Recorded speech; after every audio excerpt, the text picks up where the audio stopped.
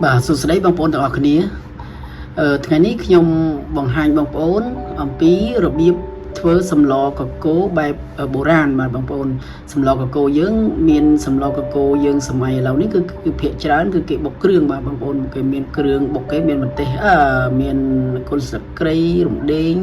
រមៀតអីចឹងទៅខ្ទឹមចឹងទៅគឺគេបុកគ្រឿងហើយគេស្លតែសម្រាប់មុខម្ហូបមួយនេះគឺបែបបុរាណហើយមុខម្ហូបនេះភាគច្រើនគឺច្រើនតែអ្នកខេត្តតាកែវគឺគាត់ធ្វើបែបនេះបាទគឺគេអត់បាច់បុកគ្រឿងទេគឺគ្រាន់តែញីស្លឹកគ្រៃបង់អង្ករលីងបានជាការស្រេចតែម្ដងបាទបងប្អូនតោះអញ្ចឹងយើងចាប់ដើមមើលទាំងអស់គ្នាបាទឥឡូវនេះគឺយើងបេះបន្លែតាមផ្លូវចិញ្ចើមផ្លូវរបងផ្ទះបានហើយគឺយើងចាប់ដើមស្លគឺដោយដាក់ស្លឹកគ្រៃចូលហើយនឹងជ្រុំប្រហុកបាទ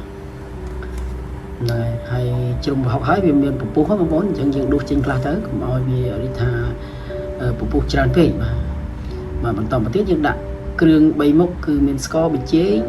អំបិលហើយនឹងជាចុងក្រោយគឺមានម្សៅស៊ុបរ៉ូឌីបងប្អូនណាម្សៅស៊ុបរ៉ូឌីបាទយើងដាក់ជំនួយបាទអានេះវាប្រៃផងវាមានជាតិឆ្ងាញ់នៅក្នុងនឹងផងបាទបងប្អូន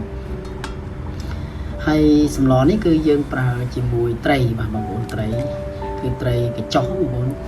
ត្រីកញ្ចុះយើងអាចប្រើត្រីដែងត្រីក្រាញ់ក៏បានដែរបងប្អូនបាទប៉ុន្តែខ្ញុំជ្រើសរើសយកត្រីកញ្ចុះបាទបងប្អូន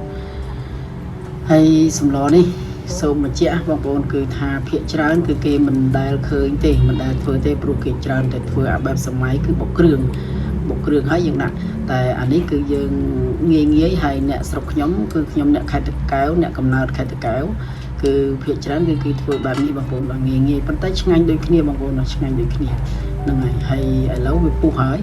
ដាក់ត្រីចូលគឺថារក្សាភ្លើងឲ្យបានខ្ពស់ស្មើល្អកុំឲ្យវាមានក្លិនឆ្អាបបងប្អូនបាទឥឡូវយើងដាក់បន្លែអំបញ្ញមិញហ្នឹងចូលហើយវារៀងសំពប់បន្តិចហើយអញ្ចឹងយើងបន្តមកទៀតយើងដាក់ស្លឹកបាសបន្លែដែរស្លឹកបាសយើងដាក់ចុងក្រោយព្រោះវាផុយបាទបងប្អូនហ្នឹងហើយវីដេអូនេះគឺថាมันមានអីច្រើនទេគ្រាន់តែចង់រំលឹកបងប្អូនយើងមួយចំនួនហ្នឹងគឺគាត់អត់ចេះធ្វើទេគាត់ច្រើនតែធ្វើតាមបែបសម័យថ្មីគឺបុកគ្រឿងបងប្អូនបាទនេះគឺចង់បង្ហាញពីរបៀបធ្វើមួយទៀតគឺរបៀបធ្វើដោយមិនបាច់ប្រើគ្រឿងបុកបាទយើងញីស្លឹកគ្រៃហើយនឹងដាក់អង្ករលីងចូលតែម្ដងបាទហើយនេះគឺប្រេងឆាយើងដាក់ដើម្បីឲ្យវាកាច់បន្លែយើងវាទន់ណាបងប្អូនឲ្យវាទន់ហើយល្អិលឆ្ងាញ់ញ៉ាំទៅគឺឆ្ងាញ់បាទហ្នឹងហើយសម្រាប់វីដេអូហ្នឹងគឺដូចខ្ញុំជម្រាបពីខាងដើមនេះគឺថាអត់មានអីច្រើនទេប៉ុន្តែគ្រាន់តែចង់បង្ហាញបងប្អូនអំពីរបៀបធ្វើបុរាណបងប្អូនខ្លះក៏អត់ដឹងហើយនេះគឺអង្ករលីងបងប្អូនដែលខ្ញុំដាក់ចូលនេះគឺអង្ករលីងហ្នឹងហើយតែប៉ុណ្្នឹងគឺជាការស្រេចហើយសម្រាប់វីដេអូជាប់តែប៉ុណ្្នឹងឯងហើយបើបងប្អូនគិតថាល្អឬក៏ចូលចិត្ត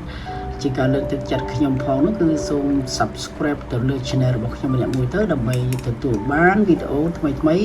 ដែលខ្ញុំអាប់ឡូតជាបន្តបាទហើយជាចុងក្រោយសូមអរគុណសូមជម្រាបលាបាទ